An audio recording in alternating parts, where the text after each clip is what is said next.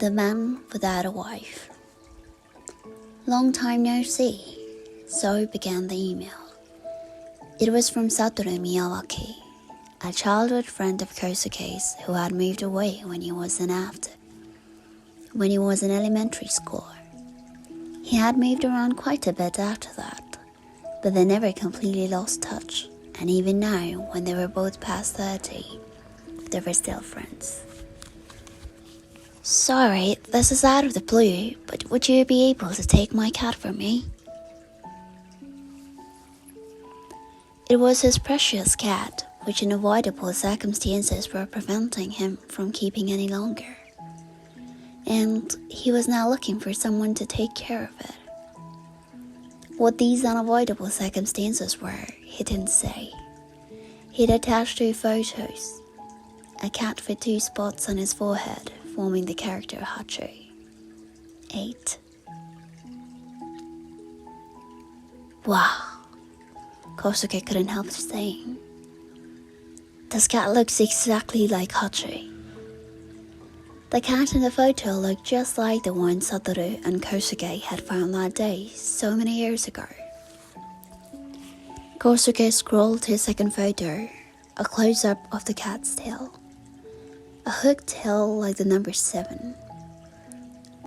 Aren't cats with hooked tails supposed to bring good fortune?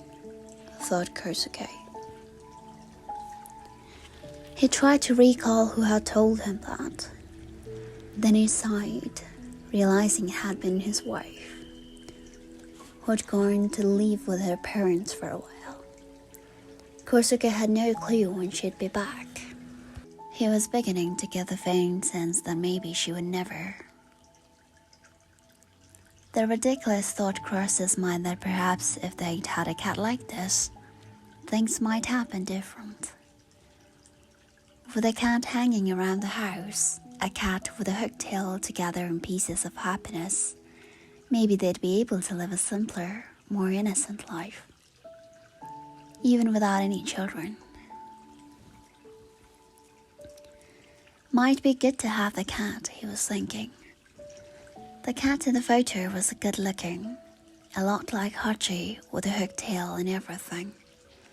And he hadn't seen Satoru for a long time. A friend asked me to take his cat for him, so what do you think? Kosuke emailed his wife, and she answered, Do whatever you like. A tad cold, he thought, but since she hadn't replied to a single email, since she'd left, it felt good to hear from her, at least. He began to wonder if his wife, a true cat lover, might actually come home if he took in the cat. Perhaps he told her he had adopted the animal but didn't know how to look after it, and begged her to help. Perhaps she would come back solely out of sympathy for the cat. No, Dad hates cats, so that won't work. He caught his own knee-jerk reaction. He was worrying as usual about what his father might think. This was exactly why his wife had got fed up with him.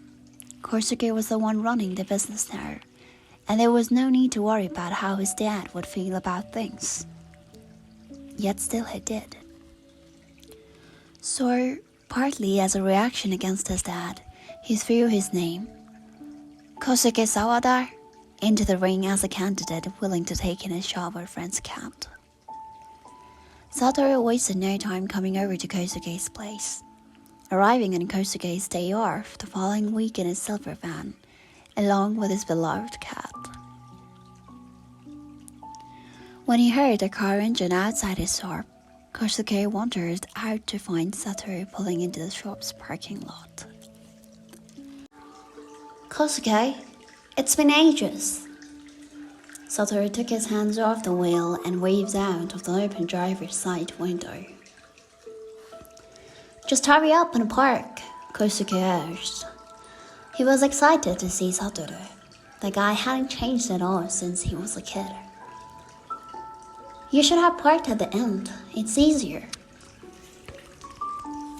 There were 3 parking spaces for customers right in front of the shop, and Satoru had pulled into the spot furthest from the entrance, where a small set and piles of boxes met its tight fit. "Ah, was that right?" Satoru said, scratching his head as he thought out of the van.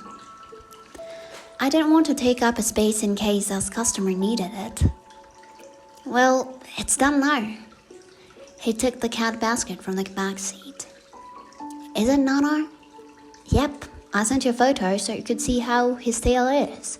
Shaped like a 7. Great name, don't you think?" "I don't know if I'd call it great exactly. You always choose kind of quirky names, like Hachi." Kosuke ushered them into his living room and tried to get a good look at Nana's face. But all Nana did was give a moody growl and turn himself around. When Kosuke peered inside the basket, all he could make out was a black hooked tail and white rear end. "What's the matter, Nana?" "Nana-chan." Satoru tried to coax Nana out, but eventually gave up. "Sorry about that. He must be nervous about being in a different house. Give it some time and I'm sure he'll settle down." They left the basket door open and sat on the sofa together to reminisce over old times. "You're driving, so alcohol's no good. What would you like to drink? Coffee? Tea?" Kosuke brewed 2 cups of coffee. Satoru took his carefully and asked, innocently enough, "Is your wife here today?" Kosuke had intended to avoid the issue, but after an awkward silence, failed to come up with a plausible excuse. "She went back to her parents' place." Or Satoru's face was hard to describe. "Sorry, I didn't realize that was such a sure point kind of look. Is it okay for you to make a decision about the cat on your own? Want you to quarrel about it when she comes home?" "She likes cats. In fact, taking the cat might lure her back." "Yeah, but not everybody likes the same type of cat." I forwarded those photos of Nana to her and asked her what she thought, and she said I should do whatever I like. That does not sound like she's on board with the idea. It's the only time since she left that she's answered one of my emails. Taking the cat might lure her back. Kosuke had said it as a joke, but he was actually hoping it might be true. She's not the type of woman to chuck out a cat, and if she never comes home, then I'll look after it myself. Either way, I don't see any problem. I see, Satoru said, backing down. Now it was Kosuke's turn to ask the questions. But tell me, why can't you keep the cat anymore? Well, it's just that... Satoru gave a perplexed smile and scratched at the thinning hair on his head. Something came up and we can't live together anymore. Something clicked. Kosuke had known something was awry when Satoru, who had a 9-to-5 job, had offered to work around Kosuke's day off and come over in the middle of the week. Have you been laid off? Not exactly. Well, in any case, we just can't live together anymore. Kosuke didn't pursue it since Satoru seemed reluctant to talk about it.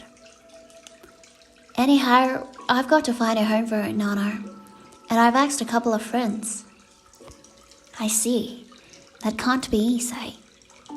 It made Kosuke want to take the cat even more, as an act of kindness, and besides, it was for Satoru. What about you? Are you okay? Your plans for the future and everything? Thanks for asking. As long as I can get Nana settled, I'll be fine.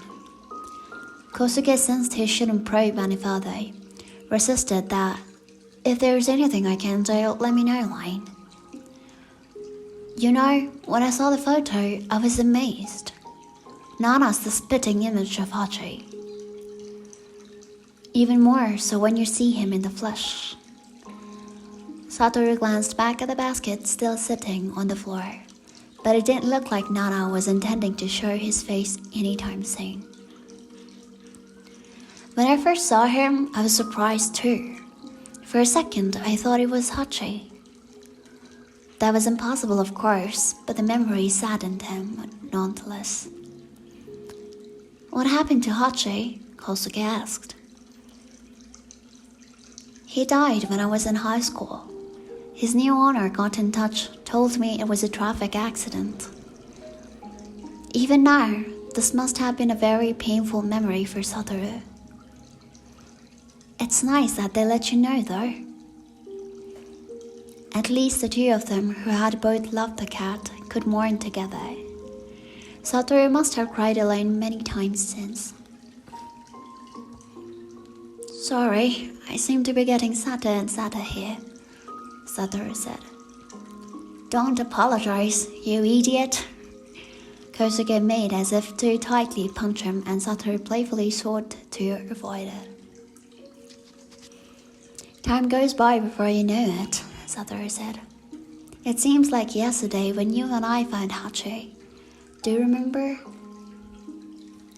"Remember? How could I forget?" Kosuke smiled, and Satoru gave a little embarrassed laugh. A short walk from the Sawada photo studio up a gentle slope was a housing complex. 25 years ago, this was considered an up-and-coming area, with rows of model showroom-like houses and fashionable condo units. Satoru's family lived in a cozy condo in the neighborhood. Satoru and his parents, the three of them. Satoru and Kosuke had started going to the same swimming club in 2nd grade. Since he was little, Kosuke had struggled with skin allergies, and his mother, convinced that swimming would make his skin tougher, had made him go, but Satoru had a different reason for going. He was such a fast swimmer, people said he had webbed hands, and the teachers at his school had recommended he learn to swim properly. Always a bit of a joker, Satoru, when they had free swimming time, would pretend to be a salamander and crawl along the bottom of the pool, then playfully pop up and pounce on the other pupils. "What are you, some kind of copper?" the swimming instructor had said, irritated, and the nickname Copper, a kind of mythical water imp stuck. Depending on the instructor's mood, he sometimes called him Whitefoot too. Once lessons began, though, Satoru was in the advanced class for kids who could swim fast, while Kosuke was in the ordinary class that included all the kids like him with allergies. Despite all the kappa and webfoot antics, when Satoru swam at speed down the lane, he looked incredibly cool. Kosuke and Satoru were good friends, but at those times Kosuke found Satoru a little annoying. If only I could be like him, he thought enviously. But one day he saw Satoru clowning around, diving into the water and cracking his forehead on the bottom, and he was no longer so envious. It was early summer and they had been going to the swimming club for 2 years. They always met up at the bottom of the slope below the housing complex to walk to the swimming club together. And on this day, Kosuke was the first to arrive, which is why he was the one to discover the box first. A cardboard box had been left below the post with a map of the housing complex on it, and the box was meowing.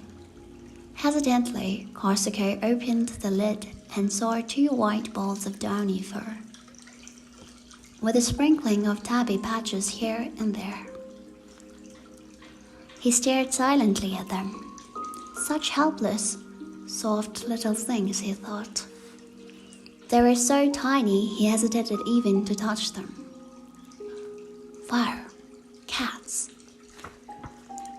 From above him, Satoru's voice rang out. What's up? He said, crouching down beside Kosuke. Somebody just left it here. They're so cute. In silence, the two boys timidly stroked the fluffy fur for a few moments. Then Satoru spoke. Do you want to hold him? You have allergies, so don't ever touch animals. Kosuke could hear his mother's scolding voice in his head. But he couldn't just stand and watch Satoru give them a stroke. Kosuke had been the one to find them after all. He scooped one of them up in his hands and placed it on his palm. It was so light. He wanted to carry on stroking them, but they were going to be late for swimming. Reluctantly, they peeled the kittens off them and returned them to the box. They agreed that they would look in on the kittens on the way back and raced down the road to the swimming club.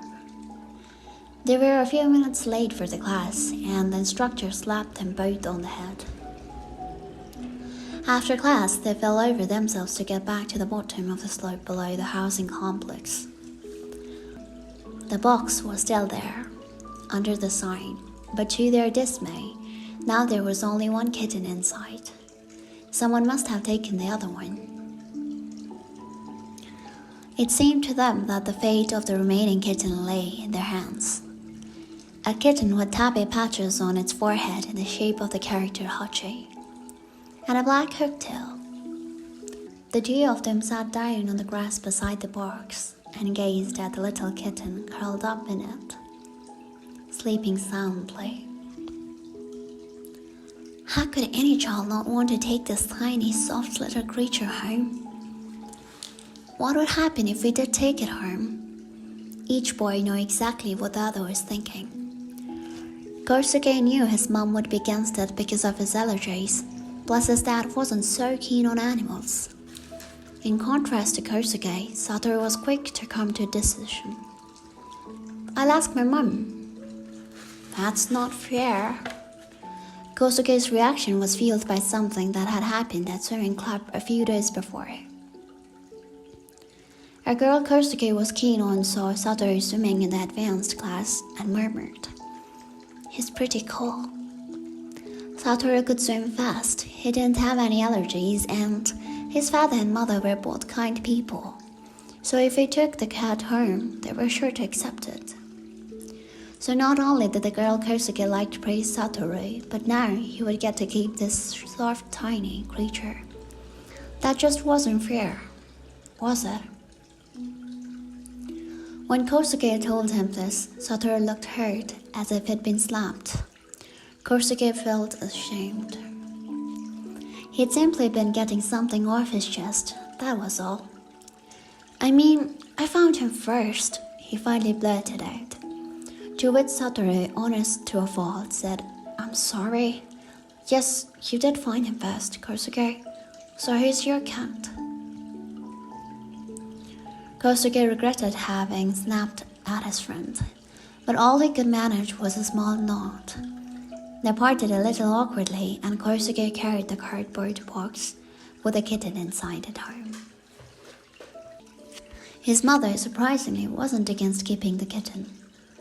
Perhaps it's because of the swimming, but you haven't had any allergic reactions lately.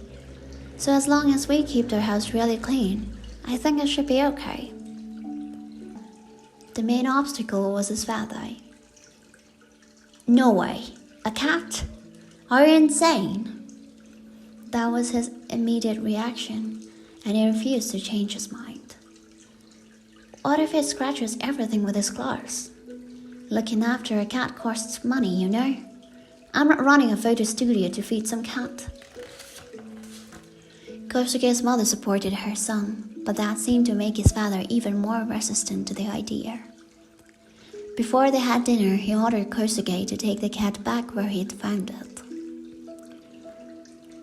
So Kosuke, on the verge of tears, trudged back to the slope below the housing complex, with a cardboard box held tightly to his chest.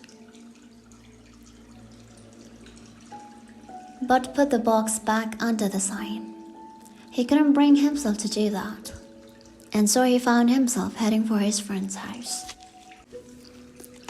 My dad said I can't keep the cat. Standing at the door, sobbing, Kosuke finally managed to get the words out. I get it, Satoru said and nodded. Leave it to me. I have a great idea. Satoru disappeared inside the house. Kosuke waited at the door, guessing that he was going to ask his mother if he could keep the cat. But then Satoru reappeared, with his swimming bag slung across his shoulder. Satoru, where are you going with that? His mother called out from the kitchen. We're going to have dinner as soon as your father gets home. You go ahead and eat, Satoru called out, slipping into his trainers at the entrance. Kosuke and I are going to run away from home for a while. What? Satoru's mother was always so graceful and gentle. Kosuke had never heard her sound so stern. She seemed to be in the middle of deep frying tempura, as although she wasn't happy about it, she couldn't come to the front door. Instead, she just popped her head out from the kitchen. Ko-chan, what is it talking about? She asked. But Kosuke was equally clueless. Come on, Satoru said. He pulled Kosuke by the hand, and they ran out of the house. I read this book at school the other day, Satoru explained. A boy found a stray puppy, and his father got angry and told him to take it back where he had found it. But he couldn't bring himself to do it, so he ran away from home. In the middle of the night, his father came looking for him, and in the end, he said he would let him keep it, as long as he looked after it himself. Satoru rattled on excitedly. What we're doing is exactly the same, Kosuke, so I'm sure it'll work out. The only difference is it's a stray cat, not a dog. And you have me to help you. Apart from it being a kitten, not a puppy, Kosuke had the feeling that his situation was quite different from the one in the book. Though he was, admittedly, quite attracted by the idea of his father feeling sad and giving in if he ran away, he decided to go along with the plan. The first thing they did was to go to a small supermarket and buy some cat food. Would like food for a kitten? They told the man at the cash register, and the man, whose hair was dyed red, said, Try this, and handed them a can of paste-like meat. The man had looked intimidating at first, but turned out to be unexpectedly kind. Then they had dinner in the park of the housing complex. Satoru had grabbed some bread and sweets from his house, and the two of them made to do with it. They opened the can of cat food for the kitten. So, by the middle of the night, I'm guessing we need to hang out here until about 12. Satoru had prudently packed an alarm clock in his bag. But won't my father have a total fit if I stay out that late? Kosuke's father seemed friendly enough outside the house, but with his family, he was an obstinate man with a short fuse. What are you talking about? We're doing it for the cat, aren't we? And besides, he'll forgive you in the end, so it'll all work out. In the book, the father had forgiven his son, but caught up in Satoru's blind enthusiasm, Kosuke didn't feel able to say what was on his mind. Namely, that his father had a very different personality, and he doubted that the plan would succeed. As they whiled away the time playing with the cat in the park, a few people out for a stroll called out to them. Among them, a woman walking her dogs. What are you doing out this late? Your family will be worried, she said. They were too well known in the neighborhood. Kosuke started to wonder if they'd chosen the wrong spot. Though Satoru didn't seem at all concerned. Don't worry about us, he told the woman. We're running away. Is that so? Well, you'd better go home right now. After a fifth woman had come up to them, Kosuke finally raised an objection. Satoru, I don't think this is how you run away from home. I know, but in the book the father came looking for them in a park. Yeah, but this does not make any sense. At that moment, they heard a voice calling through the cool air. Satoru? It was his mother. It's late and enough is enough. Come home now. You've got Kosuke's family worried too. Satoru flinched. There's no way they could have found us so quickly. You didn't think they'd find us? Had Satoru seriously believed they could hide from their parents when there were all these strangers around who seemed to know them? I'm sorry, Mum, Satoru shouted, but we can't be found yet. Come on, Kosuke. He grabbed the cardboard box and ran it to the gate leading out of the park. Kosuke could do nothing but follow. It felt like they were straying from the storyline Satoru had described, but there should be still time to put that right. Surely there would be. Well, maybe.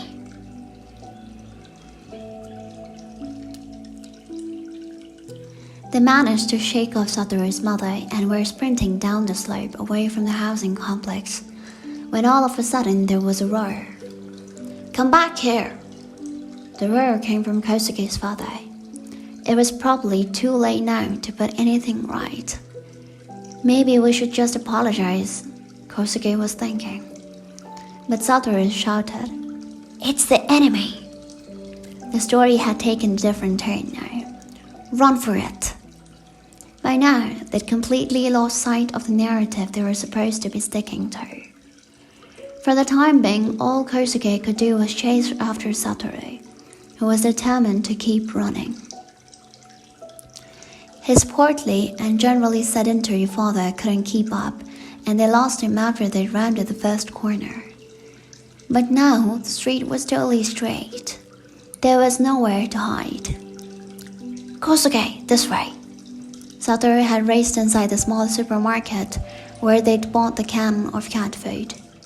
A smattering of customers were flipping through magazines, while the red-haired clerk listlessly restored herself. You have to hide us! We're being chased! Satoru shouted. The clerk looked over at them doubtfully. If they catch us, they're going to get rid of him. Satoru showed the cardboard box to the clerk, and a siren-like yawl rang out from it.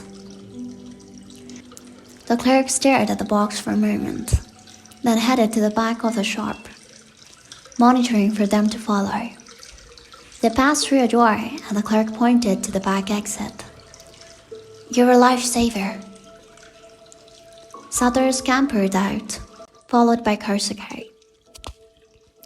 He turned and gave a small bow of thanks, and the clerk wordlessly waved a hand to them. From there, they scurried from place to place, but they were only children, and there was only so far their legs could carry them. Finally, they ran to their elementary school. Satoru's odd little plan to run away from home had caused quite a disturbance, so much so that the news had got around the neighborhood, and as they legged it into the school grounds, all the grown-ups were hot on their heels. They prized open a window, one that all the pupils knew was out of killer and didn't lock properly, and slipped into the school building. The adults had no idea how to get in, so they ran around helplessly outside, while the boys made their way up to the top floor. They spilled out on the roof and could at last put down the cardboard box with the kitten inside. I hope he's okay. He was quite shaken up. There was no sound coming from the box, so they quickly opened it. The kitten was nestled in a corner. Kosuke hesitantly reached his arm inside to touch it. Meow. The kitten started to howl even louder than before. Shh! You'll give us away. The two boys tried to calm the kitten, but cats don't often listen. Crouched down and shushing at each other, they could hear voices calling out. I hear a cat. It's coming from the roof. The grown-ups had started to gather down below. Kosuke, enough! One angry voice rose up from the crowd, that of Kosuke's father. From his tone, it was easy to guess that his son was in for a beating. Kosuke in tears turned on Satoru. It didn't work. You lied, Satoru. It isn't over yet. We can still pull this off. Again a voice called out from below. Satoru, come down here, right this minute. Satoru's father had joined their pursuers. We can go up the fire escape. Someone piped up and it became clear that Kosuke's father, his face burning with rage, was already climbing the stairs. It's all over now, Kosuke mumbled, holding his head in his hands. Satoru ran over to the railing on the roof. He leaned over it and shouted, Stop! If you don't stop, he's going to jump. A murmur ran through the crowd below. What? Kosuke was horrified. What are you doing, Satoru? When he grabbed Satoru's sleeve, Satoru gave him a blazing grin and a thumbs up. A comeback, he said. It wasn't what Kosuke had been hoping for, but it did seem to be enough to stop Kosuke's father dead in his tracks. Satoru, is that true what you said? Satoru's mother yelled from below. It's true. It's true, Satoru yelled back. He just took off his trainers. Oh my god, people were screaming from below. Kosuke, calm down now, kid. This from Satoru's father, while Kosuke's father roared, Stop buggering about. Even from up above, it was clear he was furious. Stop whining, I'm coming up and I'll drag you down from there if I have to.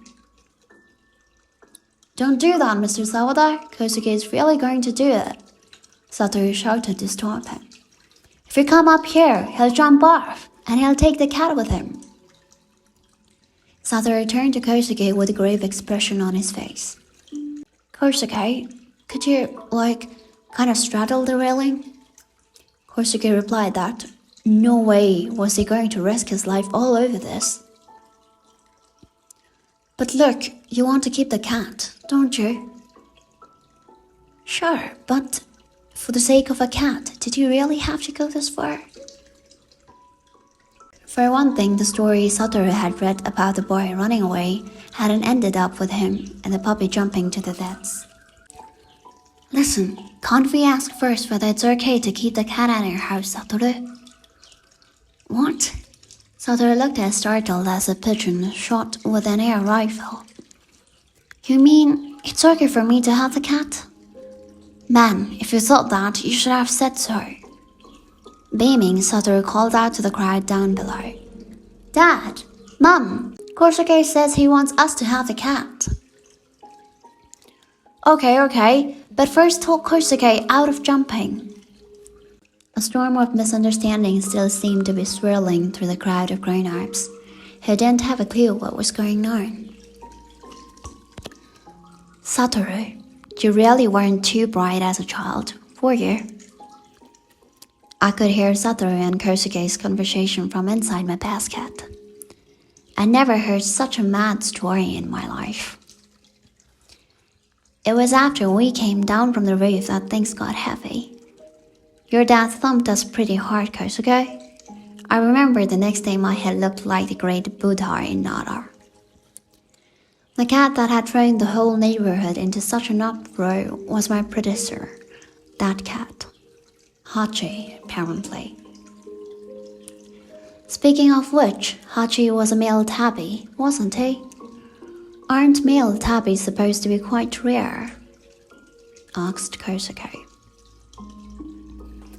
Is that so? Well, since Hachi and I have the same markings, I must be a pretty rare specimen myself. I had pricked up my ears to listen in, and Satoru said smiling. Well, the thing is, I asked the vet about it, and he said his markings are too few for him to be classified as a tabby. Really? Other than his forehead and tail, it's true, he was pure white. Kosuke paused. Man, he said, raising his arms and crossing them in front of his chest. I could see all this through the gaps in my basket. I was thinking that if I had told my father it was a valuable male tabby, I might have been able to convince him to keep it. Kosuke looked over at the basket. I quickly turned my head away so as not to meet his eye. Too much bother if he tries to get all friendly on me. What about Nana?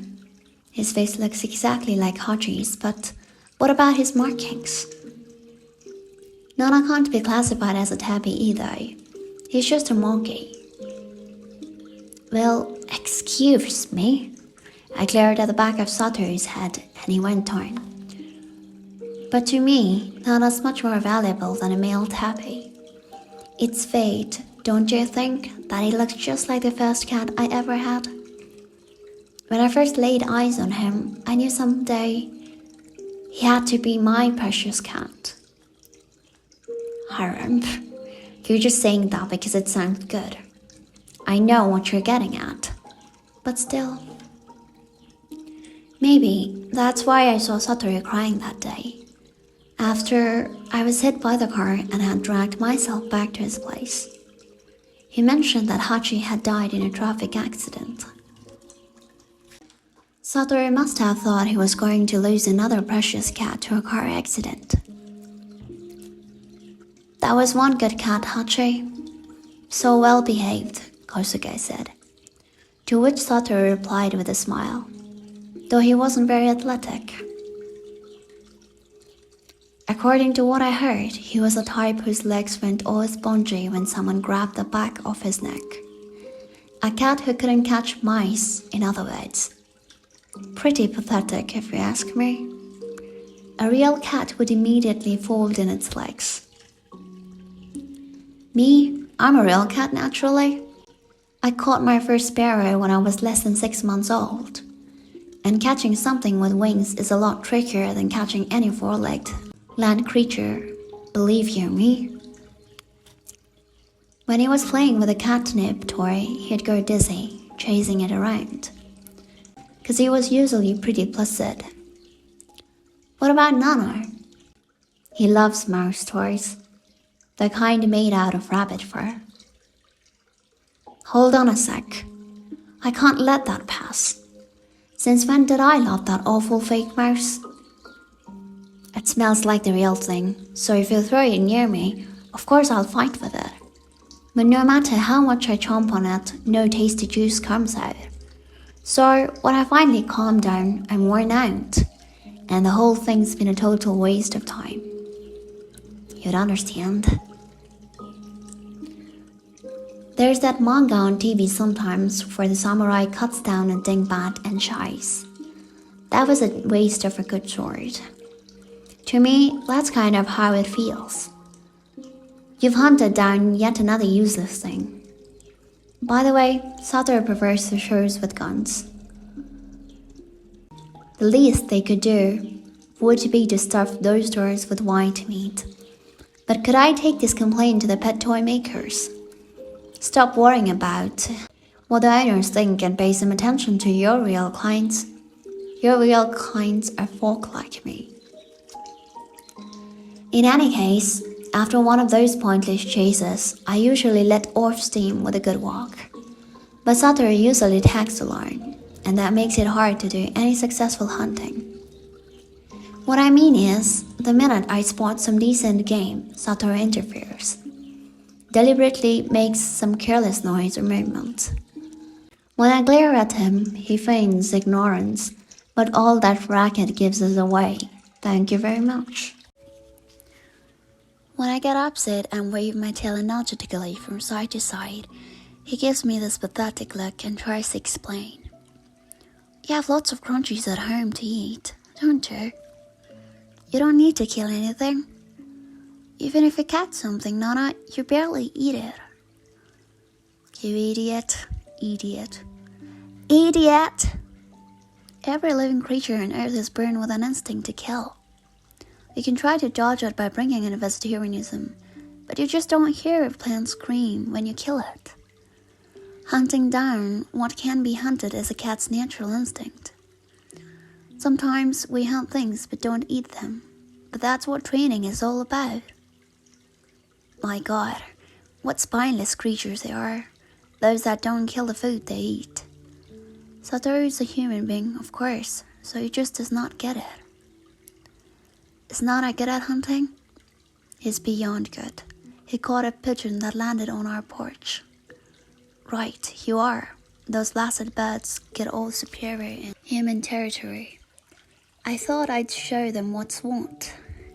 And Satoru, all teary-eyed, always asked, "Why do you catch them if you're not going to eat them? If that's the way you think, then don't interfere when I hunt on our walks." And didn't Satoru complain about pigeon droppings in the laundry he'd hung out to dry? He'd be happy if I chased away the pigeons, and I'd get to hunt. Literally 2 birds with 1 stone, so why the complaints? And, by the by, ever since that incident, the pigeons have never come near our porch again. But have I had a word of thanks? Still waiting. It was a real problem that time, Satoru said. A sparrow or a mouse I could bury in the bushes next to the apartment building. But something the size of a pigeon, that's a different story. I ended up burying it in a park, and the only conclusion anybody who spotted me, a 30-year-old man burying a pigeon, could come to is that I was a pretty dodgy character. There are more and more weird things happening these days too. Right. Every time someone passed by, I would say apologetically, "I'm so sorry, but the cat did it." And they look at me really oddly. And wouldn't you know it, that was the one occasion Nana wasn't with me. Ah, so he had an awkward time, did he? I should have been with him, but Satoru didn't tell me, so it's his fault, and I'm not going to apologize. Sounds like Nana's wilder than Hachi was. But he's quite gentle sometimes too, like Hachi. When I'm feeling depressed or down, he always snuggles up close. Not that hearing these words made me happy or anything. Sometimes I get the feeling he can understand what people are saying. He's pretty bright. Humans should think we don't understand them or the stupid ones. Hachi was a very kind cat. Whenever my father had a go at me and I went to your house, Satoru, he'd sit on my lap and refuse to jump off. He understood when people were feeling down. When my parents had an argument, he'd always side with the one who had lost. It made it easy for me as a child to tell who had won and who had lost. I wonder if Nana would do the same too. I'm sure of it. He's pretty kind. Hachi seemed to be a decent sort of cat, but going on and on about Hachi this and Hachi that made me think. If a cat that's dead was so good, maybe I should die too, and let them see how they like that. I'm sorry, Kosuke suddenly murmured. I should have taken Hachi from you back then. There's nothing we could do about that. Satoru sounded like he didn't hold a grudge. Instead, looking at Kosuke, it seemed to me that he was the one who did. Though Satoru's family brought Hachi up, it was as though Kosuke did the job half the time. Whenever he went over to Satoru's, he played tirelessly with Hachi, and Satoru sometimes took the cat over to Kosuke's house. At first, Kosuke's father stubbornly refused to let Hachi in the house, so they played in the garage, but before long his mother let them bring the cat inside, if not into the studio, and little by little his father got used to it too. He warned them not to let Hachi sharpen his claws on the walls or the furniture, but sometimes when he passed by, Kosuke's father would say a few nice things to Hachi. Kosuke regretted that he couldn't have Hachi himself, but he was very happy when his father played with him. It felt like his father was meeting him halfway. He even hoped that if he ever found another stray kitten, this time he would be allowed to keep it for himself. Because it was a very special thing to have your own cat in your own home. Whenever he stayed overnight at Satoru's, sleeping on the futon beside his bed, he'd often be woken in the early hours by 4 feet clumping over him. Feeling the weight of a cat's paws pressing into your shoulders in the middle of the night, not much beats that. He would glance over and see Hachi curled up in a ball on top of Satoru's chest. Perhaps finding it too hard to breathe, Satoru, still asleep, would slide the cat beside him. Lucky guy, Kosuke thought. If you were my cat, we could sleep together and I would let them walk all over me. My father seems to have taken a liking to Hachi, and I'm thinking maybe if we find another stray kitten, he might let me keep it. That would be great, then Hachi would have a friend. The idea made Satoru happy, and on the way to and from swimming club, he'd keep an eye out for another box with a kitten inside it. But there never was another cardboard box with a kitten inside left under the housing complex sign. Of course, it was a good thing that no more poor cats were abandoned, because even if they had found another cat, Kosuke's father still wouldn't have let him keep it. 2 years had passed since Hachi had gone to live at Satoru's. Kosuke and Satoru were now in the 6th grade of elementary school. As autumn shed its leaves, their school organized a residential trip. 3 days, 2 nights in Kyoto. Kosuke could do without the temples. They all looked the same to him, but he was overjoyed to be staying away overnight with his friends, far from home, and having more spending money than he'd ever imagined to buy souvenirs with was exciting too. There were plenty of things he wanted to buy for himself, but he also had to remember to buy presents for his family. One day, when they were in a souvenir shop, Satoru had a worried look on his face. "What's wrong?" asked Kosuke. I'm wondering which one to buy." Satoru was looking at various kinds of facial blotting paper on a cosmetics display. "Mom asked me to buy some blotting paper, but I've forgotten which brand she wanted." "Aren't they all the same?" Satoru didn't seem to know one way or the other, so Kosuke said, "Why don't you buy her a gift another time?" "Okay, I guess I'll get something for Dad." "Yeah, you should. I'll get something for my dad too." They wandered around a few shops, and Kosuke was the first to decide what to get. A good luck Maneki Neko cat keyring. The cat with the banner on its back that read "Success in Business." Of course, there was an ulterior motive behind this choice. "Oh, that's great." Satoru's eyes sparkled at the comical expression on the Maneki Neko cat's face. "But we don't have a family business, so that slogan wouldn't work." "There's lots of others besides success in business." Satoru figured that the 2 slogans and banners that made most sense for his father were "Health comes first" and "Road safety." A third read, "Harmony in the home," but he wasn't exactly sure what that meant. Satoru ended up picking the keyring with the road safety banner because he thought the Maneki Neko cat resembled Hachi. He hadn't bought the blotting paper for his mother, but said he'd look for some the following day. But after lunch the next day, Satoru was gone. When their class assembled, the teacher explained that Miyawaki-kun had to return home before us. "Oh, poor Satoru." His classmates all murmured to each other how sorry they were. They imagined themselves in Satoru's place, having to go home early. "Sawada-kun, do you know why?" Kosuke had heard nothing. Satoru had gone home without saying a thing, even to his best friend. So something was very serious. And Satoru hadn't even bought the blotting paper for his mother. She'll be disappointed, Kosuke thought, when only his father gets a souvenir. That's it. Kosuke had a sudden flash of inspiration. "I'll buy it for him, then watch Hama call it blotting paper." "But How am I going to work out which branch she wants? As he was puzzling over this, their school group went on a visit to King Kokuji, the temple of Golden Pavilion. This glittery temple was unique, totally different from all the sober-looking ones they'd seen up till then. There were squeals of disbelief among the students when they saw it. Man, that's gaudy, was the consensus.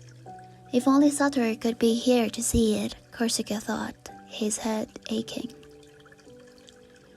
During their free time, a couple of girls in his class were hanging out in a souvenir shop. And when he spied them, Kosuke was struck by another flash of inspiration. The girls will know. Blotting paper is something girls use. Hey, Kosuke called over to the girls, who were twittering away to each other like a pair of chirping birds. Do you know a brand of blotting paper? It's supposed to be kind of famous. They both shot back the same reply. You mean Yochia? Yochia? They have it in that store over there. The girls were about to head over there themselves, so Kosuke went with them. The cheapest blotting paper was over 300 yen, and thinking how much spending money he had left, Kosuke hesitated. But Kosuke felt sorry for Satoru, having to go home in the middle of the school trip. And he was Satoru's best friend. Satoru probably feels worse about not getting the gift for his mother than having to go home early, he thought. And Kosuke was the only one who understood that.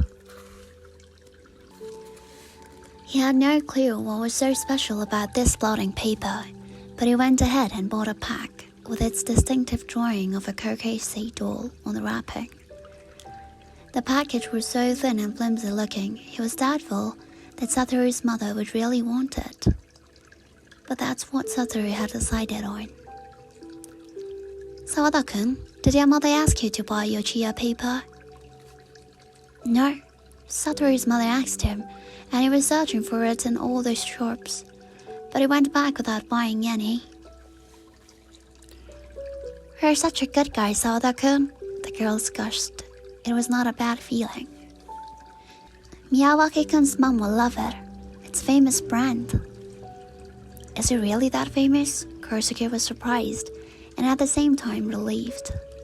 He was convinced now that Satoru's mother would appreciate the gift, no matter how flimsy it seemed. I should have bought the same thing for my mother, he thought, but he'd already bought her a present the day before. Buying 2 presents for her would push him over budget, and he could picture his father's face. He abandoned the idea. They arrived home on the evening of the 3rd day. I'm back. Kosuke held out the presents he'd bought and was about to tell his parents all about the trip when his father poked him. Stop messing around. But all he was doing was giving them presents. The thought made him want to cry. His mother had a serious look in her eyes. Change your clothes, we're going over to Satoru's. Satoru had to leave early. Has something happened? His mother looked down, searching for how to put it, but his father didn't mince his words. Satoru's parents passed away. Passed away? The words didn't register, and Kosuke stood there blankly. They died, his father grunted. The moment Kosuke understood, the tears started to flow. It was as if a dam had broken. Stop your blubbering, his father said, poking him again. But the tears wouldn't stop. Satoru? Satoru? Satoru? My God. Kosuke had gone over to Satoru's just the day before they had left for their school trip.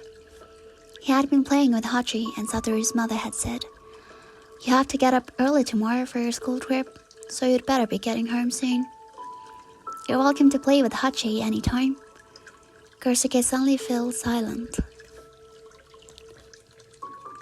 It was a car accident. They swerved to avoid a bicycle that came out of nowhere. They missed the bike, but the two of them didn't make it. Today's the wake, so we should go. Kosuke changed into the clothes his mother had laid out for him, and the three of them set off. Just as they reached the bottom of the slope leading to the housing complex, Kosuke realized he had forgotten something. "You can get it later." He stood up to his father, telling them they could go on ahead, and finally managed to persuade him to give him the house key. "What an idiot," he heard his father mutter as he tortured on. The wake was being held at the local community center. A couple of women dressed in black scurried around, and Satoru sat vacantly in front of the two coffins at the altar. "Satoru," Kosuke called out. Satoru said, nodding. It was as if his mind was elsewhere. Kosuke had no idea what to say. "Here you go." Kosuke pulled out a thin paper packet from his pocket. The present he'd run back to fetch when his father had called him an idiot. "The blotting paper your mother wanted. It's Yojiya." Satoru burst into tears. He dropped his head while his small body shook with his sobbing. It was only later, when Kosuke had grown up, that he understood the full meaning of the word lament. A young woman came over quickly and huddled over him. She spoke in Satoru's ear, and from the way she was rubbing his back to comfort him, she seemed to know him well. "Are you a friend of Satoru's?" she asked. "Yes, I am," Kosuke replied, standing up straight. "Would you take him home so he can have a rest? This is the first time he's cried since he got back." Kosuke said he would. The woman's eyes, puffy from crying herself, broke into a smile. "Thank you," she said. Throughout the funeral, Satoru had sat rigidly next to the young woman. There were other people there who were apparently relatives, but they didn't seem so close to him. Satoru's classmates had gone too, to light incense and pray. All the girls sobbed, but Satoru had greeted them without shedding any tears himself. Kosuke was impressed by how Satoru had held up. But at the same time, it felt as if his friend had drifted away, somehow, and wasn't really there. If Kosuke were in Satoru's place, if his father, the one who had called him an idiot, and his mother had passed away at the same time, he knew he wouldn't be able to hold it together like that. Kosuke took Satoru by the hand and led him home. On the way, Satoru's words were broken up by tears. "The good luck charm for my father came too late, and I didn't get a present from Mom. Thank you for buying it." Only Kosuke could have worked out what he was saying. So incoherent with sobs were his words. When they got to Satoru's house, Hachi was waiting on that day's newspaper near the front door. He seemed unfazed by Satoru crying like an animal and padded towards the living room, as if guiding them. When Satoru collapsed on the sofa, Hachi jumped up on his lap and licked Satoru's hand over and over. When they'd found Hachi, he'd been only a kitten, but now he seemed more grown up than Satoru. After the funeral, Satoru didn't come back to school. Every day, Kosuke would take homework over to his house, and they would play silently with Hachi for a while. Then Kosuke would go home. The young woman stayed at Satoru's house the entire time. It turned out she was Satoru's aunt, his mother's younger sister. Is he going to live with her? Kosuke wondered. He would drop in on Satoru even on days when there was no homework to deliver. His aunt knew his name, greeting him with a "Hello, Kosuke," whenever he came by. But she was quieter than Satoru's gregarious mother, and the house now felt strange to him. "I'm going to move," Satoru said one day. The aunt was going to be Satoru's guardian, but she lived a long way away. Ever since Satoru hadn't come back to school, Kosuke had had an inkling that this might happen. But when it did, it felt as if a hole had opened up in his heart. He knew what whining about it wasn't going to change anything. He stroked Hachi as he lay curled up on Satoru's lap, without saying a word. Today too, Hachi was gently licking Satoru's hand. "But Hachi will go with you, won't he?" That way Satoru wouldn't be so lonely. But Satoru shook his head. "I can't take Hachi with me. My aunt moves around a lot with work." And Satoru too looked like he knew that whining about it wasn't going to change anything. But that's just too much to bear, Kosuke thought. What'll happen to him? Some other relatives say they'll take him. Do you know them well? Satoru shook his head. This made Kosuke angry. How could Hachi be taken in by any people Satoru didn't even know?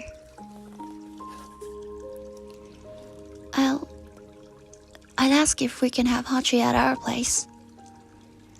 Hachi had been looked after by Kosuke half the time anyway. If Kosuke could take care of Hachi, then Satoru could come to his place to see him. Even his father had shown an interest in Hachi whenever he visited. But his father's view hadn't changed a bit. No way, a cat? Are you kidding? But Satoru's mom and dad are dead. And now if Hachi has to stay with people he does not even know, think how sad he'd feel. He knows them, they're relatives. Satoru said he doesn't know them. Distant relatives you hardly ever see are, to a child, like total strangers. Friends are much closer. Why don't adults understand that? In any case, it wouldn't work. Cats live 10, 20 years sometimes. Do you want to take responsibility for it your entire life? Yes. That's pretty cheeky for someone who's never earned a penny in his life. His mother, perhaps thinking this was getting out of hand, stepped in on Kosuke's side. But his father still wouldn't budge. I feel sorry for Satoru, his father went on. But these are two different things. Go and tell him you can't do it. There was no way a 6th grade boy was going to make him change his mind. So Kosuke headed towards Satoru's, crying fat tears all the way. His legs felt like lead as he climbed up the slope from the bottom of the housing complex. When they had first found Hachi, Satoru had done everything he possibly could do, enable Kosuke to have him. His attempts had been misguided, but he had given it his all, done his very best. And the upshot was that Hachi had gone to live in Satoru's house. I'm so sorry, Kosuke said, still crying, his head on his chest. My dad said I can't have him. Damn you, Dad. Don't you see what Satoru means to your son? It's okay, Satoru said, smiling through his own tears. Thank you for asking. On the day Satoru moved, Kosuke was there to see him morph. Unbelievably, Kosuke's father came with him. Of course I'm coming, his father had said, since we know Satoru so well. Seeing his best friend off before he moved away, Kosuke had never felt such deep contempt for his father. At first, the boys exchanged letters and phone calls frequently, But as the days passed, the calls and letters naturally became less regular. One reason for this was Kosuke's shame at having shirked his duty towards his friend by not taking Hachi in. If they had been able to see each other from time to time, their closeness would have eased his sense of awkwardness. But as they were not able to meet, time only made his feelings of guilt grow. However, they never stopped sending each other New Year cards. These always included a brief note saying that they should get together sometime, and they continued through high school and on into college. But the intervening years in which they hadn't seen each other made it all the harder to arrange to meet again. At the Adults' Day ceremony, all Kosuke's old classmates were reunited to celebrate their turning 20. Many who now lived outside the prefecture came back specially. But Satoru wasn't among them. Where was he attending his Adults' Day ceremony? Kosuke wondered.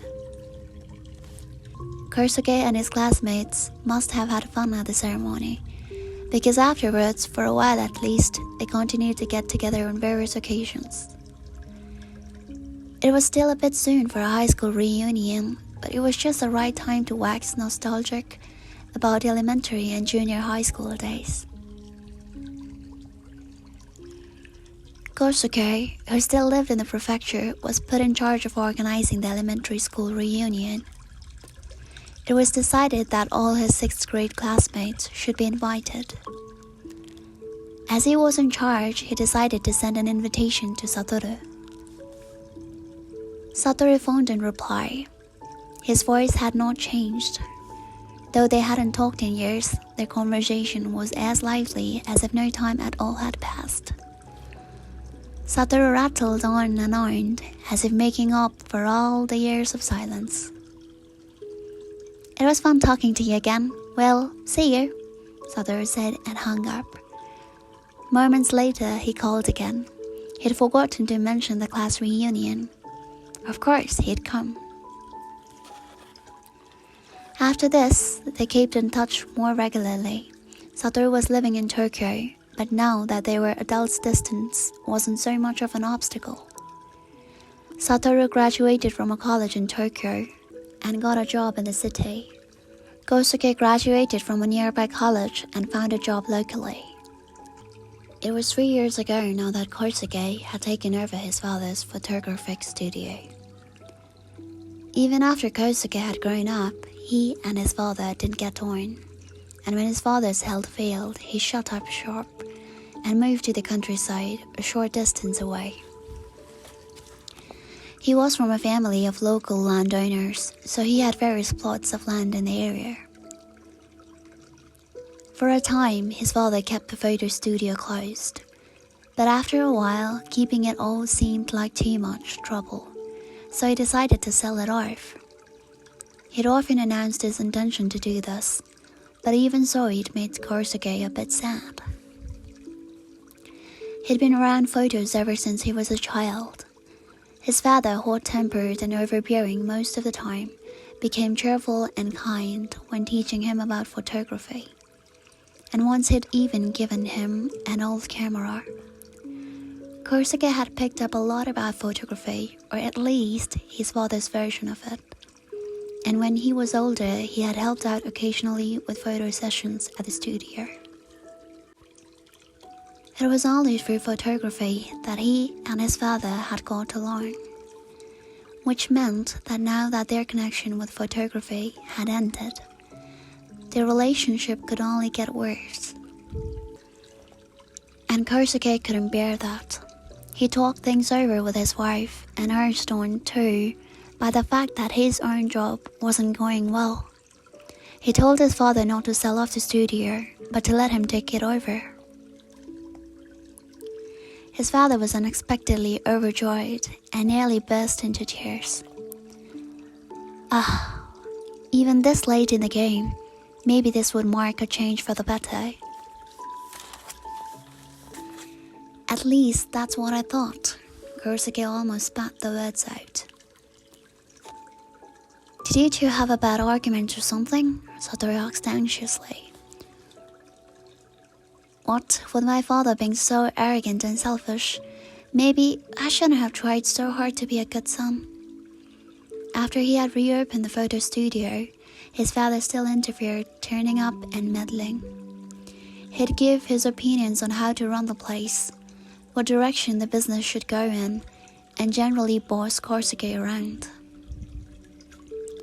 On top of this, he'd make inappropriate remarks to Kosuke's wife. "You'd better have a child soon, so there'll be someone to take over the studio," he told her.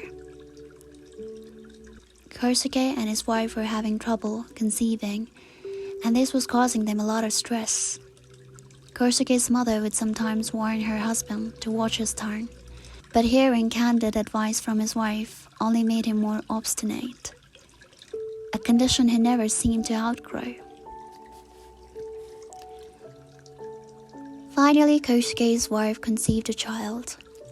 That had been last year, but during the first trimester of the pregnancy, when things were touch and go, she had a miscarriage. His wife was deeply upset, and she found the words his father spoke in an attempt to comfort her extremely hurtful.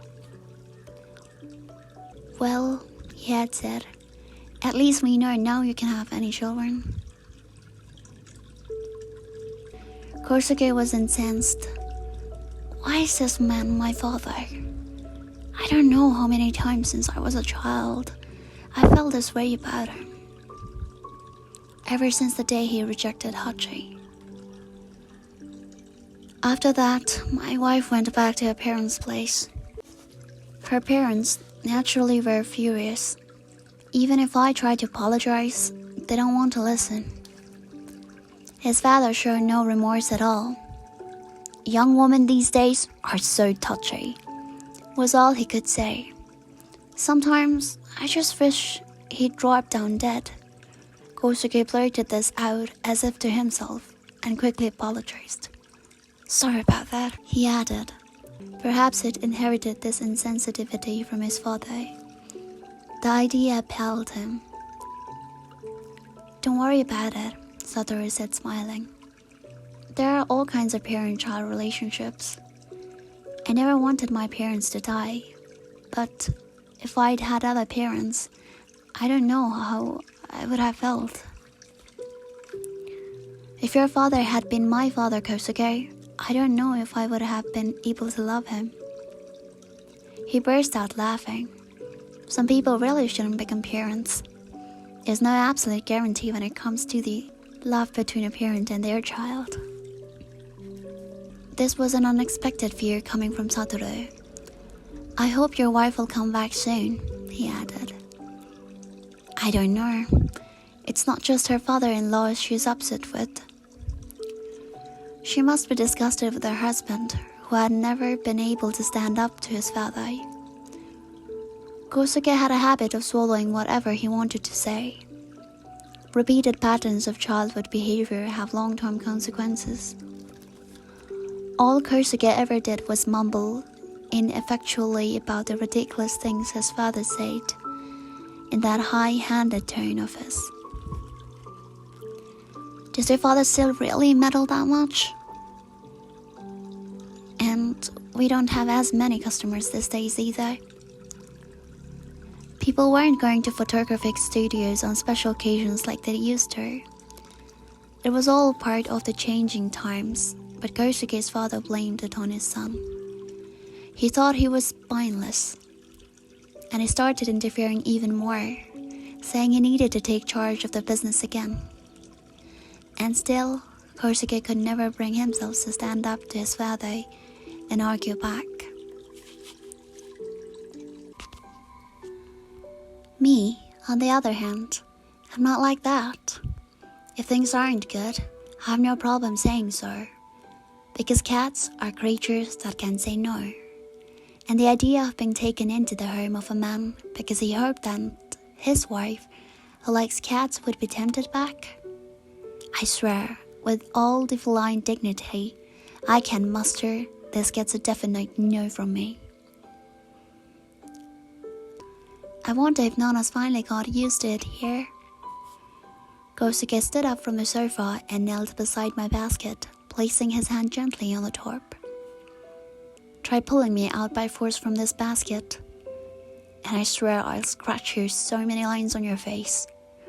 You'll be able to play checkers on it for the next 3 months. Chi. Kosuke made friendly little sounds and stuck his hand into the basket. I hissed and bared my teeth. Yep, that's off limits. Cross that line and believe me, you'll live to regret it. He still doesn't seem to want to come out. Kosuke withdrew his hand. Doesn't look like it's going to work. You know, Satoru began hesitantly. If you're going to get a cat, I think it might be better if you and your wife find a new one together. What do you mean? If you take my cat, it'll be like you're getting back at your father for Hachi. I'm sure he doesn't even remember rejecting Hachi. But you do. At this, Kosuke fell silent. I'm not denying that Kosuke wanted to take me for the sake of their friendship, but I wouldn't let him deny either that taking me, with my resemblance to Hachi, would have something to do with ghosts of the past. Neither would I let him maintain that it had nothing to do with his wife having left him because of that difficult father of his. I think it would be good if you and your wife got a brand new cat, Satoru said. One with no strings attached. Kosuke pouted like a child. I loved Hachi. I really wanted to adopt him back then. They look similar, but Nana is his own cat. He's not Hachi. But you felt it was fate when you met Nana, because he looks like Hachi, didn't you? If you were fated to have Nana, then it should be my fate too. Jeez, humans. Even when they grow up, they just don't get things. Makes me sick. My Hachi died. Back when I was in high school, your Hachi, Kosuke, is still alive. That's right. Satoru in his mind had already laid Hachi to rest and moved on. So Hachi's place and my place were different. But that's not true of you, is it, Kosuke? You know in your head that Hachi's dead, but emotionally you can't accept it, right? If you don't mourn a dead cat properly, you'll never get over it. Even if you feel able to mourn the death of a cat you've had nothing about for years, it's a little late to feel truly sad about it, isn't it? One other thing. You want me to replace Hachi, Kosuke? Up until now, Satoru has loved me as Nana. But now you expect me to be Hachi's stand-in? Not going to happen. And even worse is your troublesome father and wounded wife being added to the mix. I am an exceptionally wise cat, but there's no way I'm going to be part of that drama, burdened with all those depressing human relationships as they fondle me. It's more than I want to take on.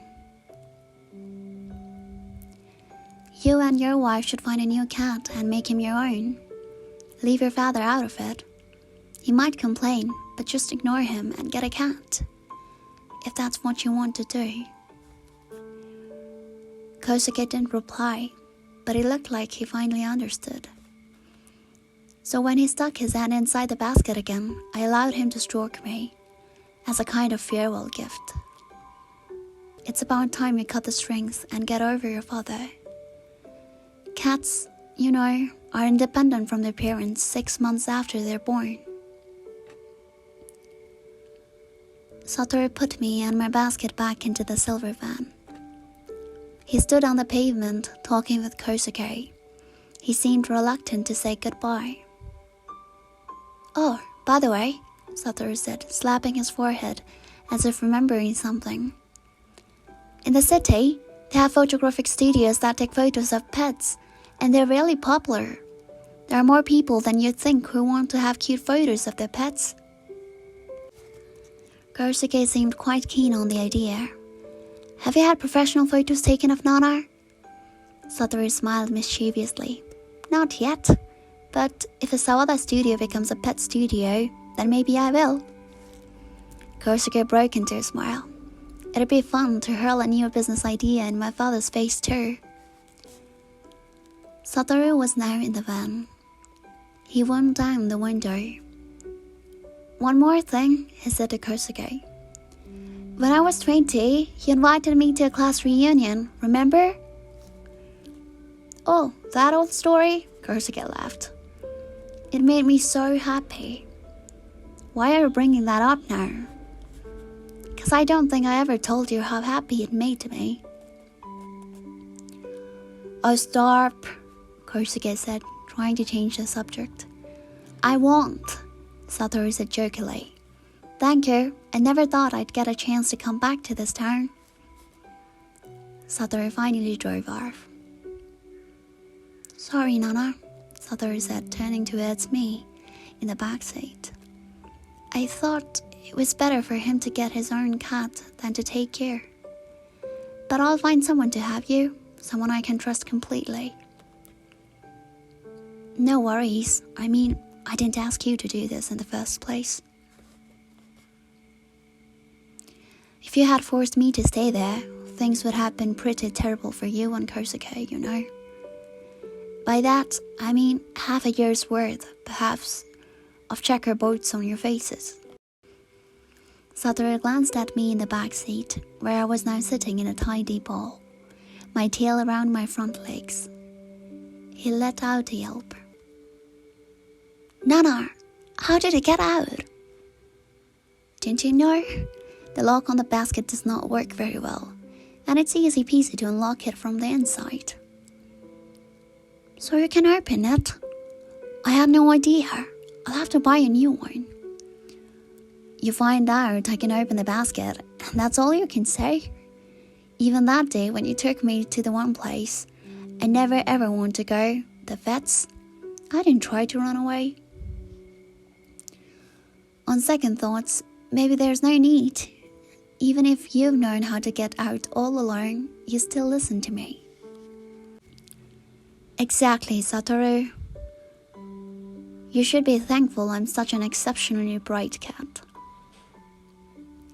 I stretched up, placing my front paws on the passenger window, and enjoyed the passing scenery for a while, then curled up on the seat. Some kind of rock music was playing on the car radio, and the bass sounds vibrated in my stomach. Not exactly my thing. Cats have their own preferences when it comes to music. Did you know that? I pressed my ears down and waved my tail around in an attempt to make my feelings known to Satoru. It didn't take him long to understand. Oh, I see. You don't like this? What's on the stereo, I wonder? Satoru switched to the car stereo, and a light orchestral melody started playing. Okay, this wasn't so bad. My mother used to like this. Paul Mariette. Not bad at all. I could picture doves about to fly off. A happy vision from the feline perspective. I never knew you liked cars so much, Nana. If I'd known, I would have taken you to all kinds of places. Saying I like cars is a little inaccurate. Aren't you short of forgetting that a car broke my leg? I just like this silver van, that's all. 'Cause it was mine even before I met Satoru. Okay, so whose place are you going to take me to next? After Kosuke had waved off Satoru and Nana, he went back inside and found a text on his phone. It was from his wife. Did you take the cat? He was about to reply, but decided to call instead. He had a feeling that this time she might answer. The phone rang 7 times. Nana's lucky 7. Hello? His wife's tone was flat and a little distant. Now it was up to Kosuke to cheerfully, delicately soften that hard voice. "I was thinking," he said evenly, "what about if the two of us got our own new cat?